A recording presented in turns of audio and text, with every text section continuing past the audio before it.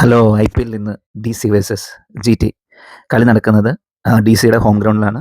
ഫിറോസ് ഷാ കോർല, ഡൽഹി. അപ്പം നമ്മൾ കണ്ടതാണ് ലാസ്റ്റ് 2 മാച്ചസ് വെതർ ഭയങ്കരമായിട്ടൊരു ഇമ്പോർട്ടൻ്റ് ഫാക്ടർ ആകുന്നത്. കഴിഞ്ഞ മുന്നത്തെ കളി കൊൽക്കത്തയുടെ കളി ഫുള്ള് വാഷ് ഔട്ടായി പോയി. കൊൽക്കത്തയെ വെച്ചിട്ട് ഇന്നലെ നടന്ന കളിയാണെങ്കിലും മുംബൈയുടെ രാജസ്ഥാൻ്റെ കളി അത് മഴ കാരണം 11 ഓവറായിട്ട് ചുരുക്കി ആണ് കളി തുടങ്ങിയത്. അപ്പം നമുക്ക് ആദ്യം ഇന്നത്തെ കളിയുടെ ഒരു വെതർ ഫോർകാസ്റ്റ് നോക്കാം. ഇവിടെ മഴ പെയ്യാനുള്ള എല്ലാ ചാൻസും കാണുന്നുണ്ട്. ഇന്നലെ എല്ലാം മഴയായിരുന്നു. അതുകൊണ്ട് തന്നെ പിച്ച് അല്ലെങ്കിൽ ഗ്രൗണ്ട് കവേർഡ് ആയിരുന്നു. പക്ഷേ ഇന്ന് കളി നടക്കുന്ന ഒരു സമയത്ത് ഫോർകാസ്റ്റ് ക്ലിയർ ആണ് എന്നാണ് നമുക്കറിയാൻ പറ്റുന്നത്. അപ്പം ഉച്ചയ്ക്ക് 2 മണിയോട് കൂടി കുറച്ച് ചെറിയ മഴകൾ ഉണ്ടാവുമെങ്കിലും അത് കഴിയുമ്പോഴത്തേന് ഫുള്ള് ക്ലിയറായി കളി നടക്കാനുള്ള എല്ലാ ചാൻസും കാണുന്നുണ്ട്.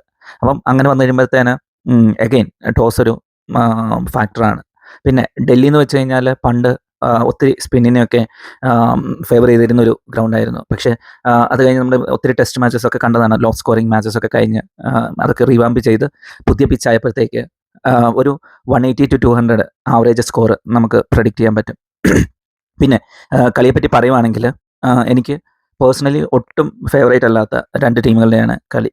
ഒരു സൈഡിൽ നമ്മുടെ പ്രിൻസ് ഗില്ലും, മറ്റേ സൈഡിൽ ക്ലാസ് ആയ രാഹുലും. അപ്പം ഇവരുടെ രണ്ടുപേരുടെ ഒരു ഗെയിം സ്റ്റൈൽ എനിക്ക് ഒട്ടും ഇഷ്ടമല്ലാത്തതുകൊണ്ട് തന്നെയാണ് പേഴ്സണലി എനിക്ക് ഇതൊട്ടും ഇഷ്ടമല്ലാത്ത 2 ടീമായിട്ട് മാറിയത്. അതായത് എന്താ പറയുന്ന ഒരു T20ക്ക് ചേർന്ന രീതിയിലല്ല രണ്ടുപേരുടെയും ബാറ്റിംഗ് എന്നാണ് പേഴ്സണലി എനിക്ക് ഫീൽ ചെയ്തിരിക്കുന്നത്. ഓക്കെ, അത് വേറൊരു സൈഡിലൊക്കെ നിൽക്കട്ടെ. അപ്പോൾ നമ്മൾ കളിയിലേക്ക് വരുവാണെങ്കിൽ അതൊരു ചാൻസ് ഞാൻ പറയുന്നതെന്ന് വെച്ച് കഴിഞ്ഞാൽ മെയിൻലി ഡൽഹിക്കായിരിക്കും. ഒന്ന്, ഫേവറബിൾ ആയിട്ട് ഡൽഹിയുടെ ഹോം ഗ്രൗണ്ട്. 2, അവർ 2 മാച്ച് ജയിച്ച് നല്ല മൊമെൻ്റത്തിൽ നിൽക്കുകയാണ്.